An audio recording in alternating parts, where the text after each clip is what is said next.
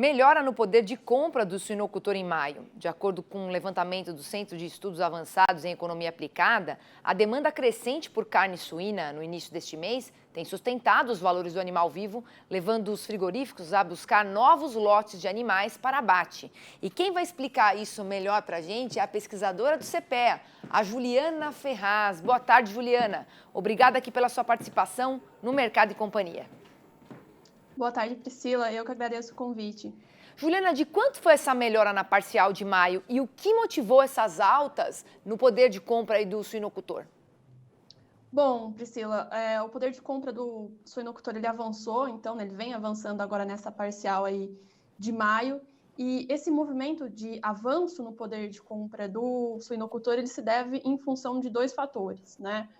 O aumento na procura por animais, então principalmente o Dia das Mães aí foi uma época de maior procura, né, pela carne, então, consequentemente, aí, frigoríficos demandando maiores lotes de animais, então isso fez com que o preço do animal se valorizasse aí no período, e somado a isso, a gente está observando também a queda nos preços dos principais insumos da atividade, que são aí o milho e o farelo de soja. Então, a combinação desses dois fatores, que é a queda nos preços dos principais insumos e valorização do animal, estão contribuindo aí, então, para essa melhora no poder de compra do suinocultor. E aí, quando a gente pega o milho, por exemplo, que é o principal insumo aí da atividade, o avanço foi de 27%, pouco mais de 27% em relação a abril. E quando a gente compara com maio, né, do ano passado, essa valorização chega a quase 59%. E aí vale lembrar que é a melhor relação de troca desde novembro de 2020. Então, há muito tempo que não havia uma melhora no poder de compra do suinocultor tão significativa.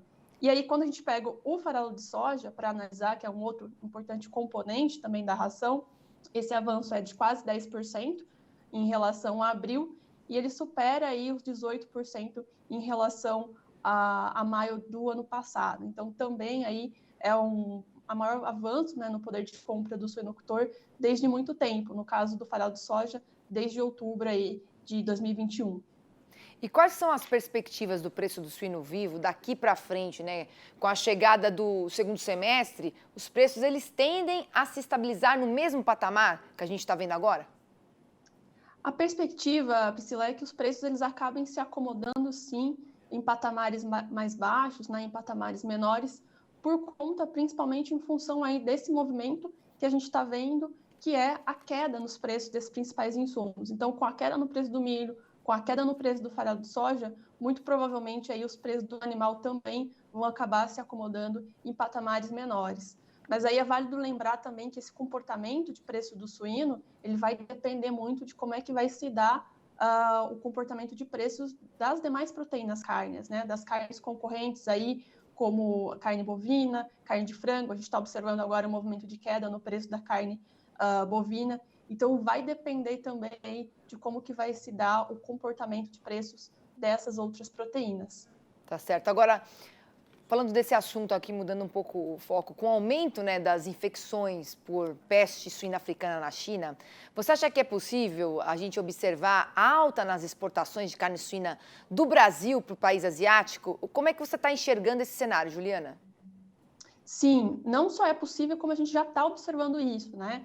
Apesar de oficialmente a China não ter reportado casos de peste suína africana, a gente acompanha aí relatos de agentes do setor apontando que está sim havendo bastante casos lá. É claro que não é esperado uma escalada de casos como houve lá em 2019, 2020, mas há sim relatos de casos da doença no país asiático, e isso já está refletindo no aumento, né, das nossas vendas, das nossas exportações para a China. Tanto que se a gente pegar o acumulado aí das exportações nos 4 primeiros meses desse ano, eles já superam a casa, né, dos 17% em relação ao mesmo período do ano passado, então o volume já está mais 17% superior ao que a gente embarcou no ano passado, e a China, só a China vem aumentando aí os embarques em torno de mais de 21%. Então, as vendas para a China nesse período cresceram mais de 21%. Então, todos os meses desse ano, de janeiro a abril aí, as vendas para a China cresceram em relação ao ano passado. Então, isso demonstra, né, a maior necessidade de aquisição do país asiático. Então, sim, as nossas vendas já vêm refletindo aí nesse aumento da procura chinesa. Certo, Juliana. Obrigada aqui por tudo que você compartilhou aqui com a nossa audiência. Te desejo uma ótima semana.